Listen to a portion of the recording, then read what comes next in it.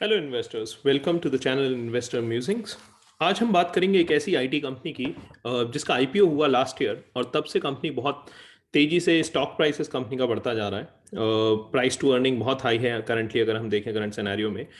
तो ऐसा क्या था इस कंपनी के अंदर, क्या इसके बिजनेस में है जो जो चीज़ें ये कंपनी कर रही है going forward? How do we see future for this particular company should fold over, and at the same time we will also try to see why the market is giving so much valuation to this particular company. तो company का नाम है Happiest Minds, and just a small disclaimer before we start: I'm not a SEBI registered advisor, and this video is only for the education purpose. If you want to invest in any stock, please take advice from your investment advisor. Now coming to the share price of this company, अगर आप share price देखोगे इस company का तो आप देखोगे कि बहुत तेजी से एक ग्रोथ आया। तो फरवरी 2021 तक शेयर प्राइस समवेयर अराउंड 400 के आसपास रहा करता था। From February there is a sudden growth which has come in the prices of this company. और ये सिर्फ इसी इसी स्टॉक के लिए नहीं है, बहुत सारे स्टॉक हैं आज की तारीख में, बिकॉज ज़्यादा लिक्विडिटी है मार्केट में जिसकी वजह से बहुत तेजी से ग्रो कर रहे हैं। बट यहाँ पे अगर आप ग्रोथ देखोगे तो 3x ग्रोथ है with in few months, right? From फरवरी 2021 से जुलाई या अगस्त तक इस कंपनी का जो स्टॉक प्राइस, जो शेयर प्राइस हुआ करता है, 400 से और 400 के आसपास से इंक्रीज होके 1200, 1300, इनफैक्ट एट टाइम्स 1400 प्लस भी चला गया। अभी from August till now it is kind of stagnant, और वो 1400 के आसपास होवर अराउंड कर रहा है। तो ऐसा क्या हुआ इन 3 महीने में, या फिर क्या था ऐसा इस बिजनेस में जिसकी वजह से ये इतनी तेजी से ग्रोथ आई इस स्टॉक में ड्यूरिंग दिस पीरियड, वो हम समझने की कोशिश करते हैं। Now, if we see the numbers of this company, तो अगर आप numbers देखोगे इस कंपनी के, तो सेल्स मार्च 2012 में 8 करोड़ हुआ करती थी, जो कि इंक्रीज होकर 761 करोड़ हो गई 21 में, जो कि एक फिनोमिनल ग्रोथ है। ऑल्दो बेस बहुत स्मॉल था, 8 करोड़ की सेल्स कुछ भी नहीं होती when it comes to the IT company, but suddenly increasing to 761, that shows कि कितनी तेजी से यहाँ ग्रोथ आई है। तो अगर आप कुछ कुछ ईयर्स आप देखेंगे तो 778% की ग्रोथ, 148% की ग्रोथ, इवन लास्ट 4 साल में भी it has grown with on an average 10-15%। 26.27 था, फिर 2.9 हुआ विच वॉज इन मार्च 18, वो भी हम देखेंगे क्यों इतना कम हुआ। और मार्च 19 में 33% की ग्रोथ आई और मार्च 20 में 18%। लास्ट 1 ईयर में कंपनी सिर्फ 9% से ग्रो की है, जो कि इसके जिस तरीके से ग्रो कर रही थी उस तरीके से अगर आप देखेंगे तो काफ़ी कम है। Now talking about the operating profit margin, यहाँ देखने लायक एक चीज़ है। Operating profit margin obviously like most of the companies when they start their business, वो नेगेटिव में हुआ करती है। तो इस कंपनी ने भी 10 साल पहले ये बिजनेस शुरू किया था, तो -372% ऑपरेटिंग प्रॉफिट मार्जिन थी, which is understandable for the first 3 to 4 years. लेकिन धीरे धीरे वो ऑपरेटिंग प्रॉफिट मार्जिन पॉजिटिव की तरफ आता चला गया। तो मार्च 17 में it was 0, and from there it has further grown from 10, 14 and now it is 25%। 25% किसी भी आईटी कंपनी का ऑपरेटिंग प्रॉफिट मार्जिन होना एक डिसेंट प्रॉफिट मार्जिन है। एट द सेम टाइम अगर आप ईपीएस भी देखोगे तो 11 का ईपीएस करंटली है। डिविडेंड पे आउट 26% है, लास्ट 1 ईयर में कंपनी लिस्ट हुई है और उसके बाद से 26% का इसने डिविडेंड दिया है। नेट प्रॉफिट भी अगर आप देखोगे तो अराउंड 162 का है, जो कि डबल हो गया एकदम। 2020 मार्च में 73 करोड़ हुआ करता था, वो कि इंक्रीज होकर 162 करोड़ हो गया in last 1 year. Now moving ahead, if we go and if we see the further numbers, तो आप देखोगे कि इसके नंबर्स में जो दो चीज़ें बहुत इंपॉर्टेंट होती हैं किसी भी स्टॉक के लिए, किसी भी बिजनेस के लिए अगर हम उसे समझना चाहते हैं, तो सबसे पहली चीज़ होती है sales growth. Sales growth last 10 साल की तो हमारे पास नहीं है, लेकिन लास्ट 5 ईयर्स में इसका सेल्स ग्रोथ 17% रहा है। Any company where the sales growth is above 15% is something which I really like about any stock, because that means वो तेजी से उसकी सेल्स, तेजी से वो पर्टिकुलर कंपनी ग्रो कर रही है। तो अगर सेल्स में इंक्रीज आया 17% का on an average in last 5 years, which is a very good increase in itself. At the same time CAGR 3 years का जो सेल्स में है that is around 20%, which is again a very good number when we see that piece. तो और एक और चीज़ जो कि अच्छी है यहाँ, 5 ईयर्स का जो ग्रोथ रेट है वो कम है 3 ईयर्स के ग्रोथ रेट से, और 3 ईयर्स का ग्रोथ रेट 20% है। दैट बेसिकली से लास्ट 3 साल में ज़्यादा ग्रोथ आई है एज कम्पेयर टू लास्ट 5 साल से। So that gives us a very good flag out here. एक और जो इंपॉर्टेंट फैक्टर मुझे दिखा इसकी बैलेंस शीट में, वो ये था कि बोरोइंग्स, अगर आप बोरोइंग्स देखेंगे तो बोरोइंग्स इसकी 384 करोड़ हो गई थी दिस मस्ट बी 2019 और 21 से तक आते आते 193, that is also there is a decrease which has happened. 2020 में बहुत ज़्यादा डिक्रीज हो गया था, थोड़ा सा इंक्रीज किया है अभी 2021 में, बट स्टिल 193 करोड़ की इसकी बोरोइंग्स हैं। जो जो थोड़ा अगर आप देखेंगे तो शुरू में it was zero and then it has started increasing, लेकिन अभी पिछले 2 साल में 384 जो कि बहुत एक हाई नंबर हो गया था उससे रिड्यूस होकर 200 करोड़ के आसपास की बोरोइंग्स आ चुकी हैं। फर्दर इंपॉर्टेंट चीज अगर आप बिजनेस वाइज देखना चाहते हैं, इस बिजनेस को समझना चाहते हैं, डेटर डेज 171 से रिड्यूस हो गए 56। This is a tremendous improvement we could say. आपकी कैश कन्वर्जन साइकिल 171 डेज से 56 हो गई। That means cash conversion cycle का बेसिक मतलब ये है कितने टाइम में कैश आपके पास आ जाता है एक सर्विसेज देने के बाद। तो 56 days is a very good standard number when it comes to the industry.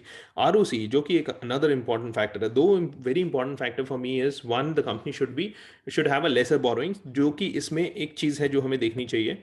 But second thing is around the sales growth, the CAGR should be greater than 15%। It's a very good company if you get a 15% plus CAGR. इसका base small था, वो सब चीजें हम समझते हैं, but going forward भी हमें ट्रैक करना पड़ेगा कि किस तरीके से इसका सेल्स का कैगार रिफ्लेक्ट होता है, जो कि आज की तारीख में 20% है। नाउ आरओसी अगर आप देखोगे तो आरओसी 34% की है। 34% का अगर रिटर्न ऑन कैपिटल एम्प्लॉयड है ऐसा कोई भी बिजनेस है, तो दैट मीन्स जितना कैश, जितना बिजनेस में पैसा हम डालते हैं उस वो 34% की ग्रोथ लेके आता है। तो that is what return on capital employed basically says, and it's a very good number when it comes to tracking the ROC of IT companies. Moving on, if we talk about let's say the financial analysis, तो financial analysis में अगर हम दो तीन चीजें देखें तो launch 10 years back, what is the value now? अगर आप वैल्यू देखेंगे, कुछ कुछ इंपॉर्टेंट एस्पेक्ट्स मैं आपको बताता हूँ जो कि आईटी कंपनी के हिसाब से बहुत बहुत इंपॉर्टेंट होते हैं समझने। 79.5%। So industry standard is anywhere you are reaching near 80% utilization of your resources, that's a very good number. तो 76.9 था फाइनेंशियल ईयर 2020 में, जो कि इंक्रीज हो गया 79.5 हो गया, which is a good growth in terms of resource utilization. Attrition अगर आप देखें तो एट्रिशन रिड्यूस हुआ है। ये एक पर्टिकुलर फैक्टर है। अगर आप देखोगे किसी भी आईटी कंपनी के लिए 2021 में एट्रिशन इंक्रीज हुआ है कंपनीज का, जबकि इस पर्टिकुलर कंपनी के केस में वो रिड्यूस हुआ है। ऑल्दो 12.4 स्टिल एक अलार्मिंग नंबर है, बिकॉज 10% के ऊपर अगर एट्रिशन रहता है दैट शोज कि 10% से ज्यादा लोग आपके इस कंपनी को छोड़ के जा रहे हैं year on year. So that number should further come down, but 12.4 is a lower number as compared to lot of peers. Then NPS अगर आप देखो कंपनी का इंक्रीज हो रहा है 51 से 56 क्या, net promoter score. Then people satisfaction again increase हो रहा है। तो ये कुछ फैक्टर्स हैं जो ये कंपनी स्पेशली फोकस करती है। हैप्पीएस्ट माइंड्स जो इन्होंने नाम भी रखा है, उसमें इनका मेजर फोकस होता है कि कस्टमर हैप्पी रहे हमसे, हमारे एम्प्लॉय हैप्पी रहे, and so on and so forth. So उसमें पीपल सेटिस्फैक्शन स्कोर ऊपर जा रहा है। एवरेज एनुअल रेवेन्यू अगर आप देखेंगे 615K था, अब 634K यूएसडी हो गया है, which is a jump in terms of revenue. Active customers 157 से 173, ये एक बहुत इंपॉर्टेंट फैक्टर है, बिकॉज आप एक बार कस्टमर को किसी भी एक प्रोडक्ट से, किसी भी एक सर्विसेज से, किसी भी एक प्रोजेक्ट से ले आते हैं, उसके बाद उसको क्रॉस सेल करना या वहाँ पे और अपॉर्चुनिटी करना, या आईटी के टर्म्स में इसको माइनिंग कहा जाता है, और उस अकाउंट को माइन करना ईजियर होता है then to get a new logo. Now getting 57 157, अगर 173 हुए हैं अभी, so that basically says somewhere around 16 I think increment in terms of number of customers, which is a very good number. Total income company का 71 से 79 हुआ है, which again shows a very good, very important, very good number in itself. EBITDA increase हुई है, PAT increase हुआ है। तो all the factors अगर आप ज्यादातर चीजें देखें, आरओसी इंक्रीज हुई है 28.9 से 31.2 की तरफ मूव करिए। तो ये साल कंपनी के लिए बहुत अच्छा रहा है when it comes to the financial analysis of the company. Now moving to the business analysis, now हम बात करेंगे कुछ स्पेशल चीज़ों की। हमारी कोशिश रहती है जब भी हम ये वीडियो बनाएं तो हम उन एस्पेक्ट्स को देखें जिन्हें नॉर्मली जब भी कोई एनालाइज करता है वो उतना ज़्यादा उस पर फोकस नहीं करता। अगर फोकस है हम फाइनेंशियल्स देखें, किसी कंपनी के नंबर्स देखें, क्योंकि सबसे ज़्यादा कंफर्ट मुझे किसी भी कंपनी में इन्वेस्ट करने के टाइम पे मिलता है कि मैं उसके फाइनेंशियल समझ सकूं और ये समझ में आए कि हाँ फाइनेंशियली या बैलेंस शीट कंपनी की स्ट्रांग है। At the same time the second thing which comes in to picture is strategy. Company की स्ट्रैटेजी क्या है गोइंग फॉरवर्ड, क्या वो करना चाहते हैं, जो कि चेयरमैन लेटर या सीईओ लेटर या MDA which is management discussion and analysis से क्लियर होता है। तो अगर आप चेयरमैन लेटर देखें, और ये कुछ लाइन्स हैं जो कि हमने इस कंपनी के एनुअल रिपोर्ट से ली हैं, We proactively invested in new technologies which in turn matured into centers of excellence. तो इन्होंने कुछ सेंटर ऑफ एक्सीलेंस बनाए, और वो कौन से थे? Analytics, big data, AI, then you have IoT, and then you have process automation. ये तीन इन्होंने सेंटर ऑफ एक्सीलेंस बनाए। बेसिकली इन्होंने तीन टेक्नोलॉजी चूज की जो कि फॉरवर्ड लुकिंग टेक्नोलॉजी थी। लास्ट 10 ईयर्स की ये कहानी है। लास्ट 10 ईयर्स में इन्होंने देखा कि फॉरवर्ड लुकिंग टेक्नोलॉजीज क्या क्या हैं, और आज हम एनालिटिक्स को इतने अच्छे से समझते हैं, बट आप सोचिए 10 साल पहले इस कंपनी के जो फाउंडर थे, इस कंपनी के जो चेयरमैन थे, उन्होंने ये व्यू लिया कि हम ये तीन एरियाज हैं जिनमें हम ग्रो करना चाहते हैं, और ये फॉरवर्ड लुकिंग टेक्नोलॉजीज थी, क्योंकि उस टाइम पे बहुत सारे जो आज की तारीख में टेक्नोलॉजीज जो एग्जिस्ट नहीं करती, या जो सनसेट टेक्नोलॉजीज हैं, जो कि जिनमें डाउनवर्ड ग्रोथ आ रही है या डिक्रीमेंट आ रहा है, वो सबसे हट के इन्होंने न्यू एज टेक्नोलॉजीज पे फोकस किया। So that is one very important factor when it comes to, अगर हम इस पर्टिकुलर कंपनी को देखें। दूसरी बात, as disruption happened in traditional technology, we also develop skills like software defined networking, SDN, DevOps, जो कि एक बहुत बड़ी रिक्वायरमेंट है आज की तारीख में when it comes to any IT company. Along with these areas we continue to invest in next generation digital technology like blockchain में काम कर रहे हैं, ये रोबोटिक्स में काम कर रहे हैं, ड्रोन्स में काम कर रहे हैं, वर्चुअल वीआर और AR which is virtual reality and augmented reality. तो सारे जो टेक्नोलॉजी में बजवर्ड्स हैं, या जिनको हम देख रहे हैं कि गोइंग फॉरवर्ड ये वो टेक्नोलॉजीज हैं जो कि आईटी इंडस्ट्री को डिफाइन करेंगी, उन सभी में इन्होंने अभी से स्टेप्स लेना शुरू कर दिया। तो जो इन्होंने एनालिटिक्स, आईओटी और DPA which is process automation के साथ किया था, वही अब ये नई टेक्नोलॉजीज के साथ कर रहे हैं। सो दैट शोज कि फॉरवर्ड लुकिंग एक स्टेटमेंट है या फॉरवर्ड लुकिंग व्यू है इस पर्टिकुलर कंपनी का। Many leading industry analyst like Gartner, Zinnov, Forrester, Everest etcetera and our technology partner recognised our innovation in these areas. तो बहुत सारे अवार्ड्स भी मिले हैं कंपनी को, जो आप एनुअल रिपोर्ट पढ़ोगे तो उसमें आपको दिखेंगे। The gratifying output of these investments is that our IP led services have been around 10% of overall company revenue. कोई कंपनी, कोई सर्विसेज कंपनी 10% रेवेन्यू अपना आईपी से जनरेट कर रही है, that basically says that is a kind of a demand, और that is a kind of a product, और that is a kind of IP जो कि वो कंपनी प्रोड्यूस कर पा रही है, जिसके लिए इतनी डिमांड है कि 10% रेवेन्यू एक्चुअल में इनका आईपी से आ रहा है। जितना ज़्यादा रेवेन्यू आईपी से आएगा, सो बेसिकली क्या होता है, आप आईपी बनाने में एक टाइम पे कॉस्ट आप इनकर होती है, but once you have created that IP, फिर आपको वो अलग अलग कस्टमर्स को सेल करते जाना है, तो जिसकी वजह से आपकी जो इन्वॉल्वमेंट ऑफ कॉस्ट है वो रिड्यूस हो जाता है, जबकि आपकी जो रिटर्न आप उस पर्टिकुलर कॉस्ट पे कमाते हैं वो बहुत तेजी से इंक्रीज होता है। तो ये 10% रेवेन्यू अगर इनका उससे आ रहा है, ये बहुत एक अच्छे इंपॉर्टेंट एस्पेक्ट है। अब कंपनी कैसे डिफाइंड है, बिजनेस स्ट्रक्चर क्या है कंपनी का? तो पहला पार्ट है प्रोडक्ट इंजीनियरिंग सर्विसेज, दूसरा पार्ट है digital business services, and third is security services. इनके बारे में और भी बात की हुई है चेयरमैन ने, वो हम आगे देखेंगे। So as we move forward, let's look at what else chairman has said. Now don't go into the verbose things which you are seeing on the screen. I will just pick few pointers which I wanted to bring to life to everyone. uh, इन्होंने बहुत सारे, as we were talking about, for most of the first 7 years of Happiest Minds, our PES business has been a bedrock. तो PES जो business था, which is product engineering services, वो पहले 7 साल में वहां से मेन रेवेन्यू आया कंपनी का। उसके बाद during the last 3 years, both DBS and IMSS, which is digital business services and security services, इन्होंने इनका परफॉर्मेंस इंप्रूव हो रहा है। और एज वी गो फॉरवर्ड, जैसे जैसे ये इंप्रूवमेंट फर्दर ग्रो करेगा, जैसे जैसे इनका परफॉर्मेंस यहाँ इंप्रूव करेगा, वैसे वैसे कंपनी के रेवेन्यूज और तेजी से बढ़ेंगे। 3 इंजन्स ऑफ ग्रोथ अब इस कंपनी के पास है, ये तीनों अब इक्वली फायर कर रहे हैं, 3 cylinders equally firing, and profitability led to our outstanding financial results of financial year 21। और इसका पहला एग्जांपल इन्होंने फाइनेंशियल ईयर 21 के रिजल्ट्स में ऑलरेडी दिखा दिया है। ड्यूरिंग द आईपीओ प्रोसेस, अब एक बहुत इंपॉर्टेंट एस्पेक्ट है कि इस कंपनी में एक सक्सेशन प्लानिंग होनी है, बिकॉज जो इस कंपनी के चेयरमैन है वो हो सकता है at some stage he will give the reins of this company to further to in the hands of further management. So what he has done is, इन्होंने एक एग्जीक्यूटिव बोर्ड बनाया। इन्होंने कहा हम ट्रेडिशनली एक सीईओ बना के वैसे काम नहीं करना चाहते, हम क्या करेंगे, एक एग्जीक्यूटिव बोर्ड बनाएंगे जिसमें अलग अलग मेंबर्स होंगे, और comprising of our 3 BU heads and the CFO. ये 4 लोग होंगे जो कि डिसीजनिंग लेंगे। तो ये डिसीजनिंग काफी डेमोक्रेटिक है, 4 लोगों के बीच में ये डिसीजन होता है, और तब ये कंपनी का स्ट्रैटेजी डिफाइन होती है। तो इन्होंने ये क्लियर कट, अगर आप इस कंपनी का आईपीओ के टाइम पे जो इन्होंने नोट दिया था वो पढ़ेंगे, तो उसमें इन्होंने क्लियरली डिफाइन किया है कि कैसे ये सक्सेशन प्लानिंग कर रहे हैं इस कंपनी में। तो इन्होंने एक एग्जीक्यूटिव बोर्ड बनाया, जो आज के डिसीजंस होते हैं वो भी यही बोर्ड लेता है। And collectively as the CEO of the company, our EB was created in December 2017 के बाद से ये सारे डिसीजंस इस ईबी एग्जीक्यूटिव बोर्ड ने लिए हैं। The EB has provided us organizational continuity and stability. Collaboration has improved, and also the quality of decision making has improved. So which can be seen from the results also of the company. Concurrent with our IPO, we have added 2 new roles. दो नए role भी इन्होंने add किए. Mr. Joseph Anantarazu as executive vice chairman and Venkat Raman Narayan as a MD and CFO of a company. Now these are the further 2 roles which have been added. अब ये together all of them becomes executive board, और जितनी भी company के strategic decisions हैं वो ये board लेता है, जिससे कि इसकी जो reliance है on chairman that for taking a decision that reduces, and which also gives us a clear path around succession planning. Now going forward, if we look at the executive board letter, now अब chairman letter के बाद annual report अगर आप पढ़ेंगे तो दूसरी चीज जो कि मेंशन है वो है एग्जीक्यूटिव बोर्ड लेटर. वो लोग पूरा एग्जीक्यूटिव बोर्ड क्या कहता है, your company with 97% of its revenues were coming from digital.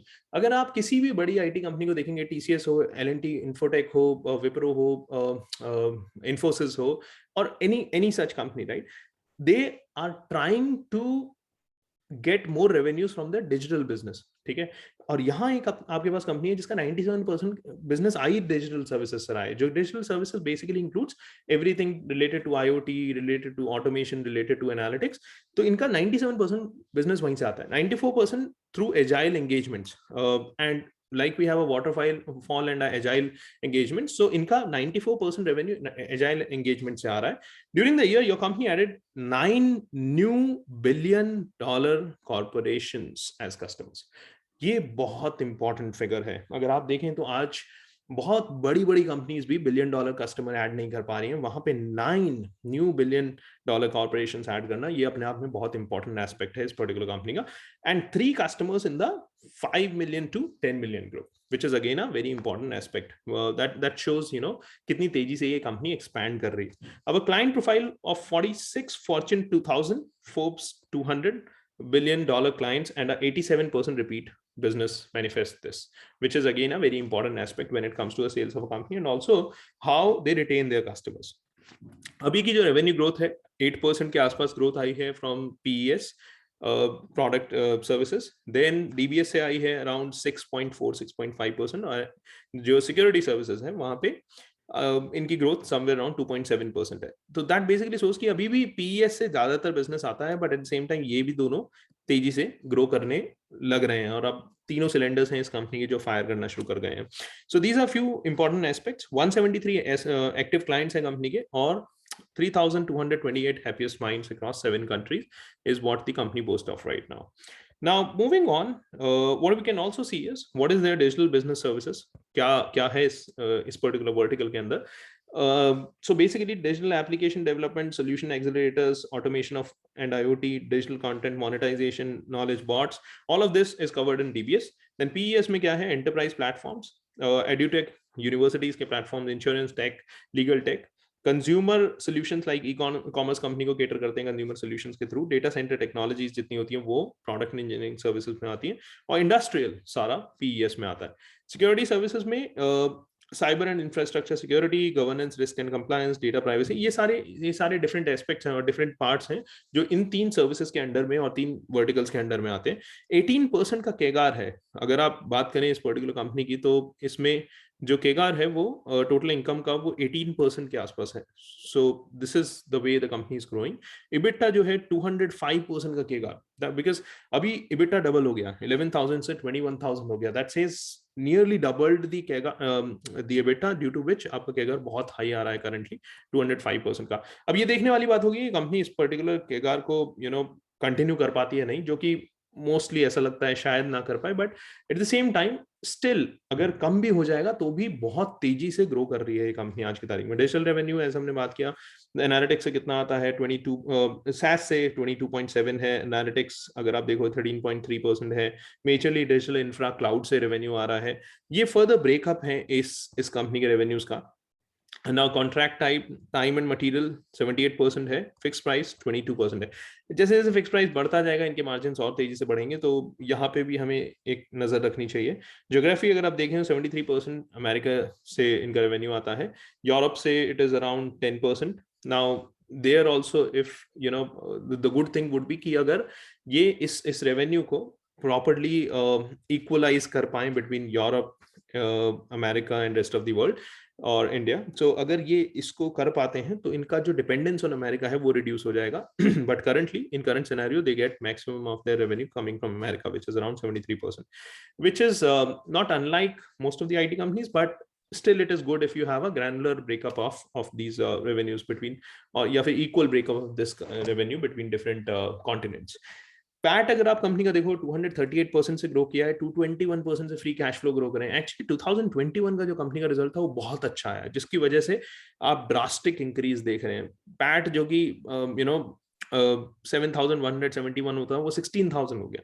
तो उससे पता चलता है मतलब वो दुगने से भी ज्यादा हो गया, जिसकी वजह से ये ट्रिमेंडस ग्रोथ जो हम बात कर रहे थे वो इस कंपनी के शेयर प्राइस में आई है. अब ये कितना सस्टेनेबल है उसकी भी बात करेंगे हम, but that's how it is growing. Free cash flows 11,000 से 21,000 रोजाना, मतलब आप डबल कर दिया आपने free cash flows. ROC improve हो गई कंपनी की. तो these are the factors which show that company right now this year they have shown some great numbers. Client revenue concentration अगर आप देखोगे तो टॉप 20 क्लाइंट्स में रेवेन्यू कॉन्सेंट्रेशन 63.8 है. ये एक वरिंग फैक्टर है. आपके टॉप 20 क्लाइंट्स में 63.8% अगर आपका रेवेन्यू सिर्फ टॉप के 20 कस्टमर से आ रहा है, तो वहां आपको जरूरत है कि आप और कस्टमर्स जो ऐड कर रहे हैं वहां पे फर्दर माइन करें और वहां से रेवेन्यू इंक्रीज करें, बिकॉज आपकी डिपेंडेंसी ऑन लिमिटेड कस्टमर उतनी ज्यादा नहीं होनी चाहिए. क्योंकि एक या दो कस्टमर्स के साथ लेट्स से सम इशू हो गया तो आपका पूरा रेवेन्यू उस पर्टिकुलर ईयर में इंपैक्ट हो जाएगा, और ऐसा हुआ है बहुत सारी आईटी कंपनीज के साथ. Then at the same time if you see over here when we talk about let's say utilization and headcount, as we were talking about, 94.999% है currently offshore में, 5.1% इनका on site में है, which is a good ratio if you see. 5.1% on site होना और 94.9 offshore से आप deliver कर रहे हो, which is a good thing. Attrition reduce हुआ है, which is a very good factor. Then at the same time $1 million deals अगर आप देखोगे तो 26 कस्टमर्स इनके $1 million कस्टमर्स हो गए, which is again a very important factor. तो इस कंपनी में देखने के लिए गोइंग फॉरवर्ड हमें क्या चाहिएगा, हमें ये देखना होगा कि करंटली पीई कंपनी का बहुत ज्यादा है, which is around I think somewhere in the range of 130 के आसपास है, अगर मुझे सही याद है. तो करंटली तो बहुत बहुत एक्सपेंसिव है when it comes to this particular stock. Talking about earning double हुई है इस साल में, but you never know next year में क्या कंपनी इसी तेजी से अर्निंग्स को डबल कर पाएगी. बेस ऑल्दो छोटा है, but it's still growing at 100+% in terms of earnings is a very difficult task in itself. तो वो अभी हमें देखना होगा. At the same time, but कुछ अच्छी चीजें हो रही हैं इस कंपनी में. अगर आपको कोई एक ऐसी कंपनी चाहिए जहां पे प्योरली डिजिटल पे प्ले है, राइट, जो स्टॉलवर्ट्स हैं आईटी के, वो स्ट्रगल कर रहे हैं to move their revenues from the traditional IT और traditional technologies to the digital space, because digital में मार्जिन ज्यादा है, डिजिटल में काम ज्यादा मिल रहा है आज की तारीख में, और फॉरवर्ड लुकिंग टेक्नोलॉजीज हैं. तो अगर आपको कोई ऐसी कंपनी चाहिए अपने पोर्टफोलियो में जहां पे you are looking for a digital specific play, then this is what you can look at. But again, you have to discuss this with your financial advisor. This is more of just for the education. We wanted to, when I was going through all the annual reports and all, I found this company quite promising, but there are a few factors which we have to still see. Talking about my own portfolio, I would like to wait for another year to see how this growth further materializes, whether they are able to maintain this kind of growth, and even if there is a certain sanity which will come in the price of the stock. तो वो एक देखने वाला factor होगा next एक साल में. But again we do videos on the stocks जहां पे हमें लगता है कि एक बहुत अच्छी स्टोरी है, बहुत अच्छा बिजनेस है, और वो स्टोरी अनफोल्ड हो रही है, एंड ओवर द पीरियड शायद वो उसी तरीके से ग्रो करती रहे कंपनी. तो ऐसी सारी जो कंपनीज हैं जो कि हमारी वॉच लिस्ट में होनी चाहिए, वो सब पे हम कोशिश करते हैं वीडियोस बनाने की. सो with this we will end this particular video on happiest minds. हमारी वेबसाइट है investormusings.com, आप उसको विजिट कर सकते हैं. आप हमारे चैनल को सब्सक्राइब कर सकते हैं फॉर फर्दर सच वीडियोस, और एट द सेम टाइम आप हमें सजेस्ट कर सकते हैं अगर आप किसी पर्टिकुलर स्टॉक के बारे में हमें वीडियो बनाते हुए देखना चाहते हैं, तो हम कोशिश करेंगे उस पर्टिकुलर स्टॉक पे वीडियो बनाएं. एक पर्टिकुलर जो थीम जिसके बारे में मैं सोच रहा हूँ, we will come up with the video soon, is EV. How EV or this whole electrical vehicle,